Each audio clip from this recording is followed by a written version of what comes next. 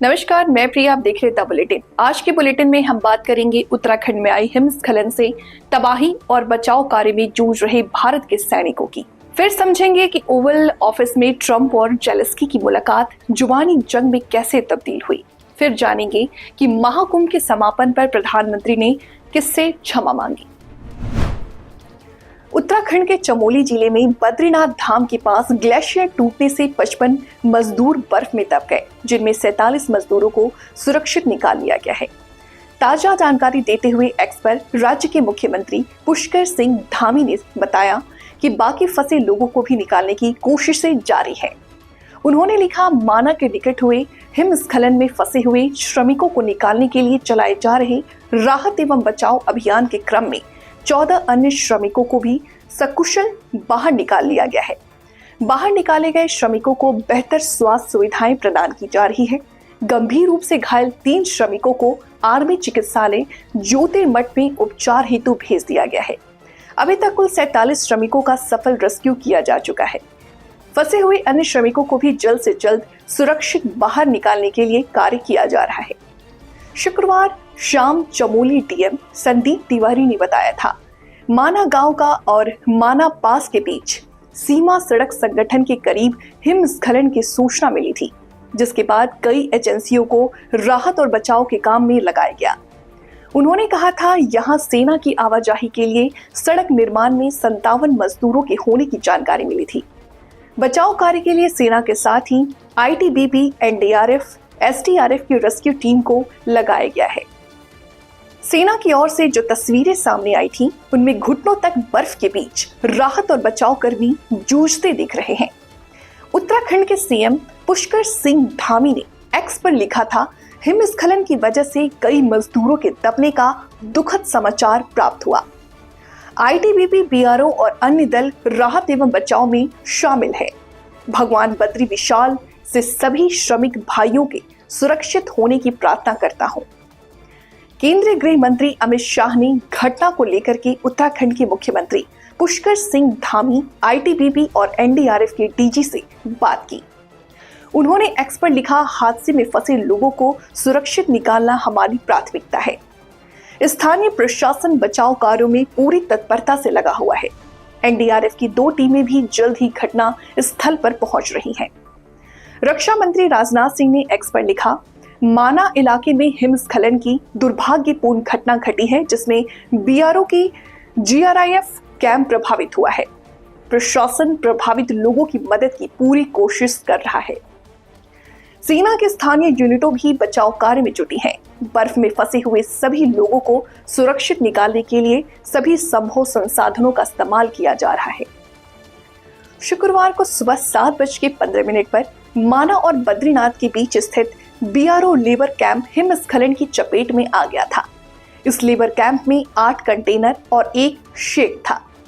यहाँ कुल 55 मजदूर थे, जिन्हें सड़क निर्माण के काम पर लगाया गया था।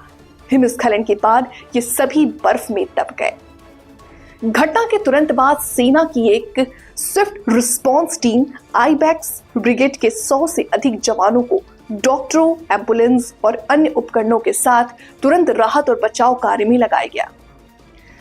सेना के अनुसार ये टीम सुबह करीब 11:50 तक 5 कंटेनरों को तलाशने में कामयाब रही, जिनमें 10 लोगों को बचाया गया। सभी जिंदा थे, जिनमें 4 की हालत गंभीर बताई जा रही है। बाकी 3 कंटेनरों की तलाश जारी है। हालांकि इलाके में भारी बर्फबारी जारी है और जोशीमठ और माना के बीच की सड़क को साफ करने की कोशिश की जा रही है।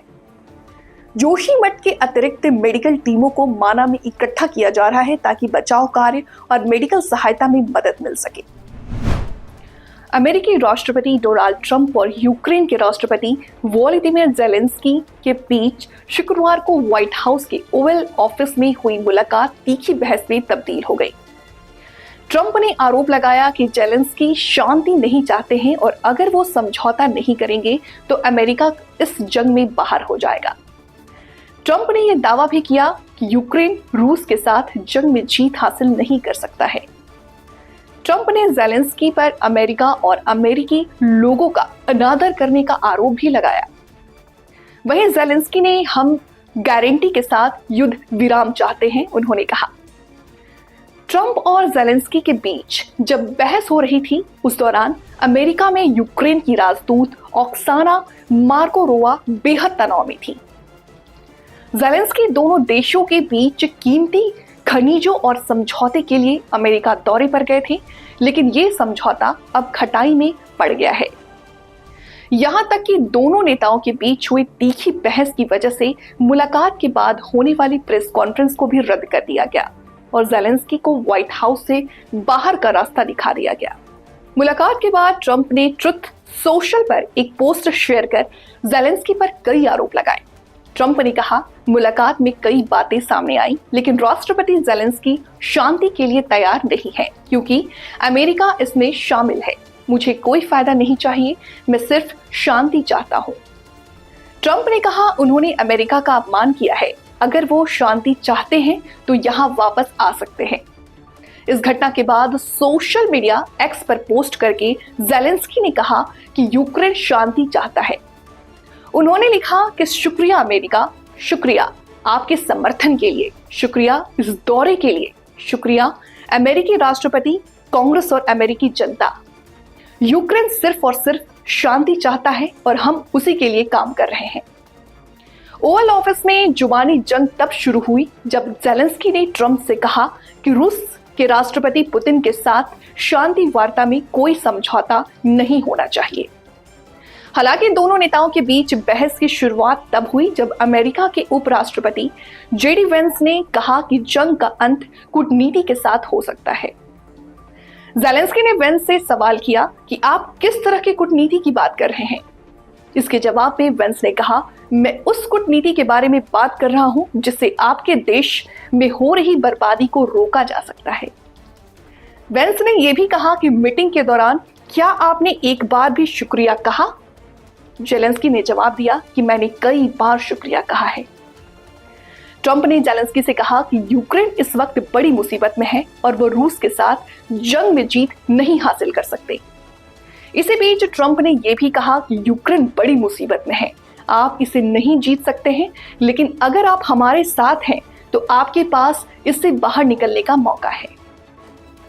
ट्रंप ने मीटिंग में युद्ध के दौरान यूक्रेन को दी गई मदद के मुद्दा के बारे में बात की। ट्रंप ने कहा, हमने आपको 350 अरब डॉलर दिए हैं, सैन्य उपकरण दिए हैं। अगर हम सैन्य सहायता नहीं देते तो ये युद्ध 2 हफ्ते में ही खत्म हो जाता। ट्रंप ने कहा, अगर मैं अपने आप दोनों रूस और यूक्रेन के बीच में नहीं लाता हूं तो आप कभी डील नहीं कर सकते। आप पुतिन से नफरत करते हैं, दूसरी तरफ मैं भी पसंद किए जाने वाली कोई बात नहीं है। आप चाहते हैं मैं सख्त हो जाऊं तो मैं दुनिया में किसी भी और इंसान से ज्यादा सख्त हो सकता हूं, लेकिन इस तरीके से आप कोई डील नहीं कर सकते हैं। ट्रंप ने ज़ेलेंस्की से कहा कि अगर युद्ध विराम होता है तो यूक्रेन को तुरंत उसे स्वीकार करना चाहिए। ट्रंप ने कहा, अगर युद्ध विराम की संभावना बनती है तो यूक्रेन को तुरंत उसे स्वीकार करना चाहिए ताकि गोली चलना बंद हो पाए। ज़ेलेंस्की ने भी कहा कि वो जंग को रोकना चाहते हैं, लेकिन ट्रंप के बीच में ही रोका और कहा कि लेकिन आप कह रहे हो आपको युद्ध विराम नहीं चाहिए। इसके जवाब में ज़ेलेंस्की ने कहा, हमें युद्ध विराम की डील गारंटी के साथ चाहिए। पूरे प्रकरण के बाद यूक्रेनी प्रतिनिधि मंडल ओवल ऑफिस से एक अलग कमरे में चला गया था। वहां राष्ट्रीय सुरक्षा सलाहकार माइक वॉल्टर्स और विदेश मंत्री मार्को रूबियो ने उन्हें व्हाइट हाउस छोड़ने को कहा। इसके बाद यूक्रेनी राष्ट्रपति को व्हाइट हाउस से निकलते हुए देखा गया। प्रधानमंत्री नरेंद्र मोदी ने महाकुंभ मेले में भाग लेने के लिए लोगों का आभार व्यक्त करते हुए इसे एकता का महायज्ञ बताया। उन्होंने इस भव्य आयोजन में चुनौतियों को स्वीकार किया और 45 दिनों तक चलने वाली धार्मिक समागम के दौरान श्रद्धालुओं की सेवा में किसी भी तरह की कमी के लिए ईश्वर से क्षमा मांगी। बुधवार को महाकुंभ मेले के समापन पर प्रधानमंत्री नरेंद्र मोदी ने एक ब्लॉग लिखकर 45 दिनों तक चले धार्मिक समागम में भाग लेने वाले लोगों का आभार व्यक्त किया और श्रद्धालुओं की सेवा में किसी भी तरह की कमी के लिए क्षमा मांगी। एक्स पर अपने विचार साझा करते हुए प्रधानमंत्री ने इस आयोजन की मनमोहक तस्वीरें पोस्ट की और महाकुंभ को एकता का महायज्ञ बताया, जिसने 140 करोड़ भारतीयों की आस्था को एक साथ लाया है। महाकुंभ समाप्त हो गया है, एकता का महायज्ञ पूरा हो गया। प्रयागराज में एकता के महाकुंभ में 45 दिनों तक जिस तरह से 140 करोड़ देशवासियों की आस्था एक साथ आई, इस एक उत्सव में शामिल हुई, वो अभिभूत करने वाला है। महाकुंभ के समापन के बाद मेरे मन में जो विचार आए उन्हें मैंने लिखने की कोशिश की है। उन्होंने लिखा, मैं जानता हूं कि इतना भव्य आयोजन करना आसान नहीं था। मैं माँ गंगा, माँ यमुना, माँ सरस्वती से प्रार्थना करता हूं कि हे माँ, हमारी पूजा में कोई कमी रह गई हो तो हमें माफ कर देना। जिन भक्तों को मैं भगवान का स्वरूप मानता हूं, उनकी सेवा में अगर कोई चूक हुई हो तो मैं लोगों से भी क्षमा मांगता हूं। प्रधानमंत्री ने आगे कहा कि महाकुंभ अब प्रबंधन पेशेवरों के साथ साथ नियोजन और नीति विशेषज्ञों के लिए शोध के विषय के रूप में वैश्विक ध्यान आकर्षित कर रहा है। उन्होंने कहा कि भागीदारी के रिकॉर्ड स्थापित करने के अलावा इस आयोजन ने इतिहास में अपनी जगह पक्की कर ली है, भविष्य की पीढ़ियों के लिए एक मजबूत नींव रखी है और भारत की सांस्कृतिक और आध्यात्मिक विरासत को समृद्ध किया है। उन्होंने कहा, महाकुंभ में श्रद्धालुओं की भारी भागीदारी न केवल एक रिकॉर्ड है, बल्कि इसने आने वाली सदियों के लिए एक मजबूत नींव रखा, जो हमारी संस्कृति और विरासत को मजबूत और समृद्ध बनाती है। माना जाता है कि हर 12 साल में एक बार आयोजित होने वाले महाकुंभ मेला गंगा, यमुना और पौराणिक सरस्वती नदियों के संगम पर पवित्र स्नान करने वाले भक्तों को मोक्ष प्रदान करता है।